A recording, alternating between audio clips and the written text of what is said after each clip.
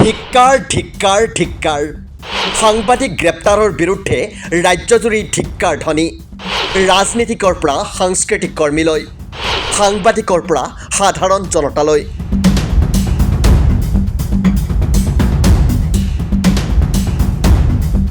সকলোৰে মুখে মুখে দিলৱাৰ হুছেইন মজুমদাৰৰ গ্ৰেপ্তাৰৰ বিৰুদ্ধে তীব্ৰ নিন্দা। আজি আমি আপোনালোকক দেখুৱাম ৰাজ্যৰ কেইগৰাকীমান জ্যেষ্ঠ সাংবাদিকৰ প্ৰতিক্ৰিয়া। প্ৰথমেই শুনক চৰকাৰৰ এই ঘটনাক গৰিহণা দি কি ক'লে প্ৰবীণ সাংবাদিক হাইদৰ হুছেইনে।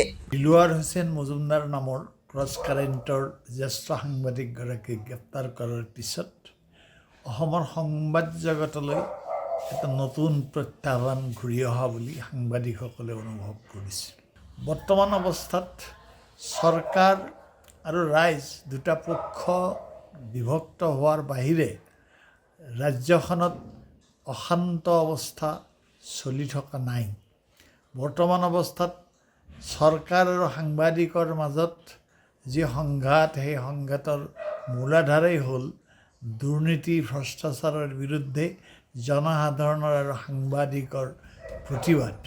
আনফালে এই সন্দৰ্ভত প্ৰতিক্ৰিয়া প্ৰকাশ কৰি সামাজিক মাধ্যমত জ্যেষ্ঠ সাংবাদিক প্ৰশান্ত ৰাজগুৰুৱে লিখিছে, সকলো বেংকৰে প্ৰতিটো কোণ CCTVৰ নজৰত থাকে, গতিকে এপেক্স বেংকৰ কৰ্তৃপক্ষই CCTVৰ ফুটেজ ৰাজহুৱা কৰিব লাগে। সামাজিক মাধ্যমত প্ৰতিক্ৰিয়া প্ৰকাশ কৰি জ্যেষ্ঠ সাংবাদিক নিতুমণি শইকীয়াই লিখিছে, পৃথিৱীৰ ইতিহাসে কয় শাসনৰ নামত একনায়কত্ববাদ স্বেচ্ছাচাৰিতা বেছি দিনলৈ নীতিকে। হিটলাৰেই তাৰ জ্বলন্ত উদাহৰণ। সাংবাদিকৰ মুখ বা কলমো চিৰদিনলৈ অৱৰুদ্ধ কৰি ৰাখিব নোৱাৰি। এই সমগ্ৰ ঘটনা সন্দৰ্ভত প্ৰতিক্ৰিয়া প্ৰকাশ কৰি সামাজিক মাধ্যমত জ্যেষ্ঠ সাংবাদিক ৰাজদীপ বাইলুং বৰুৱাৰ প্ৰতিক্ৰিয়া। জনতাৰ চকুত সাংবাদিক হৈ থাকিব পৰাটোহে ডাঙৰ কথা। জ্যেষ্ঠ সাংবাদিক গৌতম শৰ্মাই এই সন্দৰ্ভত দি ক্ৰছ কাৰেণ্টৰ সৈতে হোৱা কথা বতৰাত কি ক'লে শুনক। কথা এইটো সাংবাদিকজনক হাৰাশাস্তি কৰা হৈছে, সংবাদ মাধ্যমক হাৰাশাস্তি কৰা হৈছে। প্ৰথম কথা হ'ল তেখেতৰ বিৰুদ্ধে যদি অভিযোগ দুটা আছিলেই তেতিয়াহ'লে একেলগে সেই বস্তুটো কোৰ্টত নিদি এটাত জামিন পোৱাৰ পিছত আন এটাত জৰিয়তে মানে পৰৱৰ্তী গোচৰটো জাপি দিয়াটোৱে এইটোৱে স্পষ্ট কৰে যে এইটো আক্ৰোশমূলকভাৱে কৰা হৈছে, ষড়যন্ত্ৰমূলকভাৱে কৰা হৈছে।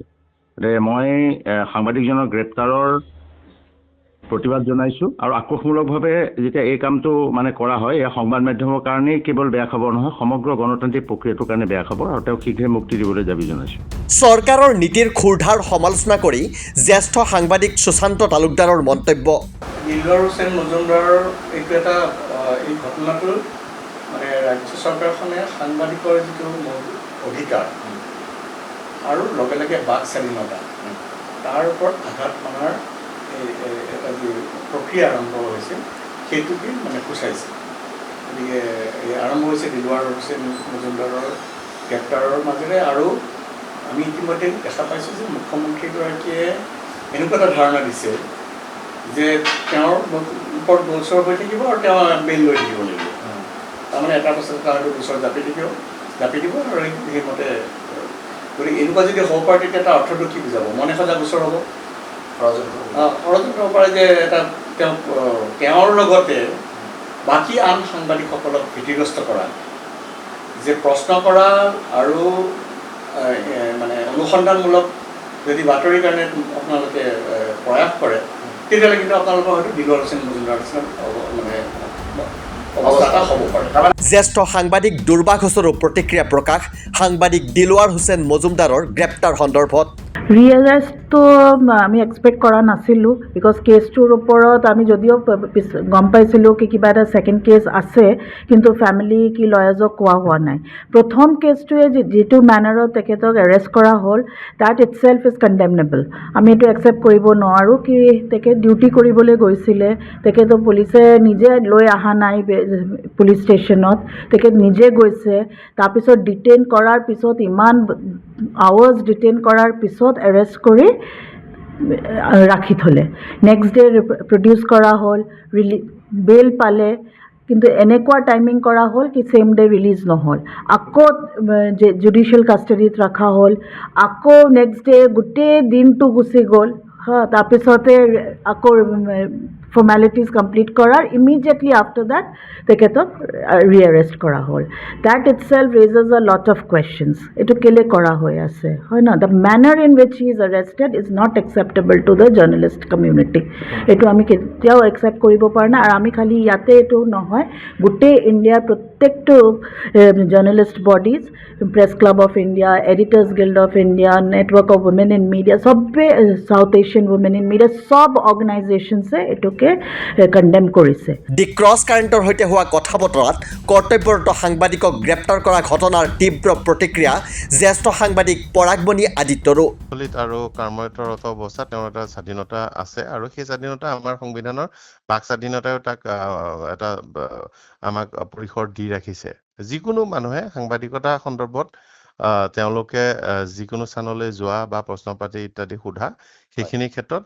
আমাৰ স্বাধীনতা আছে বা স্বাধীনতা আমাক ক'ৰবাত লিখি নথলেও সিমানখিনি উপভোগ কৰি আহে ইয়াৰ ব্যতিৰেকে চৰকাৰৰ বিৰুদ্ধে বা কোনো পক্ষৰ বিৰুদ্ধে বাতৰি কৰিলে বিভিন্ন সময়ত সাংবাদিকৰ ওপৰত এনেধৰণৰ নিৰ্যাতন চলি আছে আৰু শেহতীয়াকৈ অসমত এনেধৰণৰ কেইবাটাও বিষয় পোহৰলৈ আহিছে এতিয়া মোৰ দাবী যে দিলৱাৰ হুছেইনৰ ওপৰত এনেধৰণৰ ইটোৰ পিছত সিটো গোচৰ জাপি দিয়া প্ৰক্ৰিয়া তৎক্ষণাত বন্ধ হ'ব লাগে ই অতি নিন্দনীয় আৰু গৰিহণাযোগ্য ঘটনা আৰু তেওঁক অতি শীঘ্ৰে মুকলি কৰি দিবলৈ চৰকাৰে ব্যৱস্থা গ্ৰহণ কৰিব লাগে আৰু এই সমগ্ৰ ঘটনাটোত ভৱিষ্যতে যাতে কোনো সাংবাদিকৰ কৰ্মৰত সাংবাদিকৰ যি এনে কোনো ধৰণৰ হাৰাশাস্তিৰ সন্মুখীন হ'বলগীয়া নহয় সেইটো নিশ্চিত কৰিব লাগে আৰু অসমৰ সকলো ৰাইজ সাংবাদিক সংগঠনক একগোট হৈ এই সমগ্ৰ বিষয়টোৰ বিৰোধ কৰিবলৈ মই আহ্বান জনালোঁ সাংবাদিক তথা সমাজকৰ্মী পৰেশ মালাকাৰেও এই ঘটনাৰ তীব্ৰ নিন্দা কৰে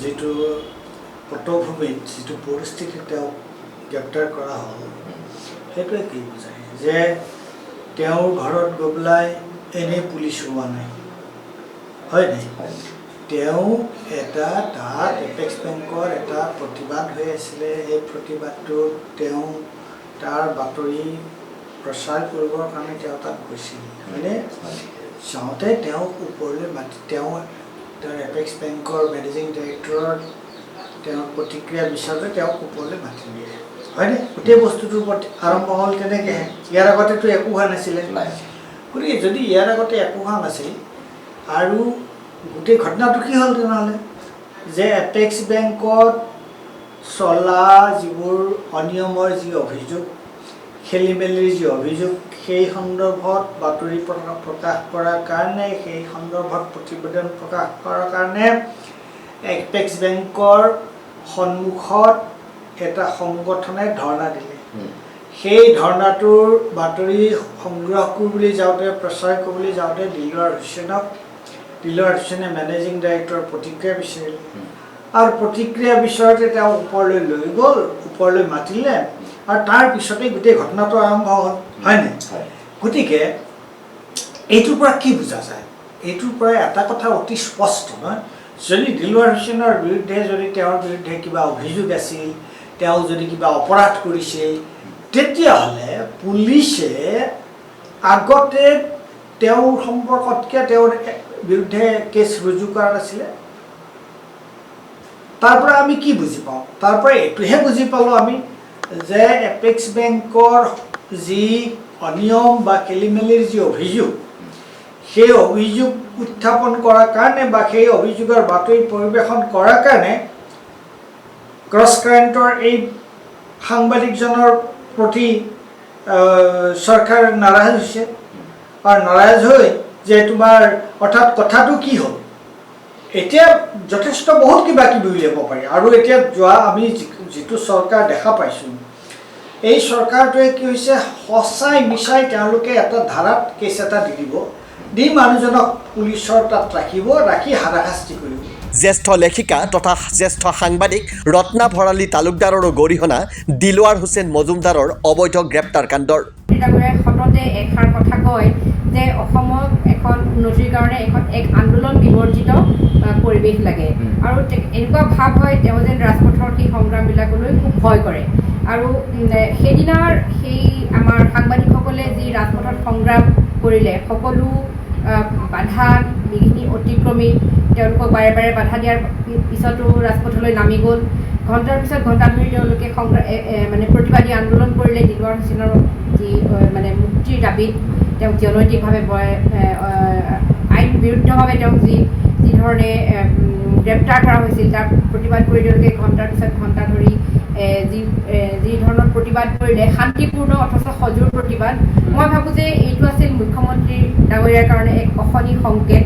আৰু এই সংকেতটো তেখেতে সাংবাদিকসকলৰ পৰাই লাভ কৰিলে। গণতন্ত্ৰৰ চতুৰ্থ স্তম্ভ এই যি সাংবাদিকৰ কাৰণেই তেওঁ হয়তো আজি ৰাজনৈতিক ক্ৰীড়াৰ ইমান ওপৰলৈ উঠিছিলে, যাৰ সহযোগত সেই সাংবাদিকসকলে হয়তো এক মুহূৰ্তৰ ভিতৰতে তেওঁক এক অশনি সংকেত দেখুৱাই দিলে যে গণতন্ত্ৰৰ চতুৰ্থ স্তম্ভত আঘাত তাৰ পৰিণাম হয়। তেওঁ এই স্ববিৰোধিতাৰ কাৰণটো আমি এনেকৈ উলিয়াব লাগিব, হয়তো তেওঁলোক খুব নাৰ্ভাছ হৈছে। মানে এনেকুৱা হয় যে বিপদকালত বুদ্ধি নাশ হয় আৰু যি কথা ক'বলৈ ধৰে মানুহে, সেইকাৰণে বোধহয় তেওঁলোকে এই কথাবিলাক কৈছে, এই স্ববিৰোধিতা।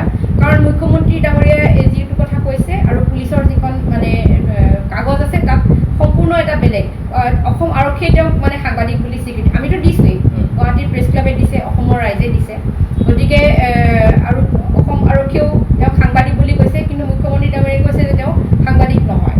এইটো এটা কেনেকুৱা ধৰণৰ কথা আমি বুজি নাপালোঁ। যিবিলাক শাসক এনেকুৱা ধৰণৰ স্বৈৰাচাৰী হৈছে, গণতন্ত্ৰৰ চতুৰ্থ স্তম্ভৰ ওপৰত তেওঁলোক সৰ্বহস্ত হৈ পৰিছে, তেওঁলোকৰ কিন্তু মানে বিনাশকালো চমু চাপি আহে। গতিকে তেখেতসকলে এইটো ভাবিব নালাগে যে তেওঁলোকে যিটো কথা ভাবিছে সেয়া শুদ্ধ। এয়া আচলতে ভুল। গণতন্ত্ৰত ৰাইজেই ৰজা, ৰাইজেই শক্তিশালী। হয়তো এই জনসাধাৰণে যিটো ন্যায় পোৱা উচিত আছিল তাৰ হয়তো এদিন দুদিন অগা পিছা হ'ব পাৰে, হয়তো কিছু হিনদেৰি হ'ব পাৰে, কিন্তু এয়া এটা সময়ৰহে খেল। এনেদৰেই ৰাজ্যৰ কেইবাগৰাকীও জ্যেষ্ঠ সাংবাদিকে একেমুখে ধিক্কাৰ দিলে দি ক্ৰছ কাৰেণ্টৰ চিফ ৰিপৰ্টাৰ দিলৱাৰ হুছেইন মজুমদাৰৰ অবৈধ গ্ৰেপ্তাৰৰ।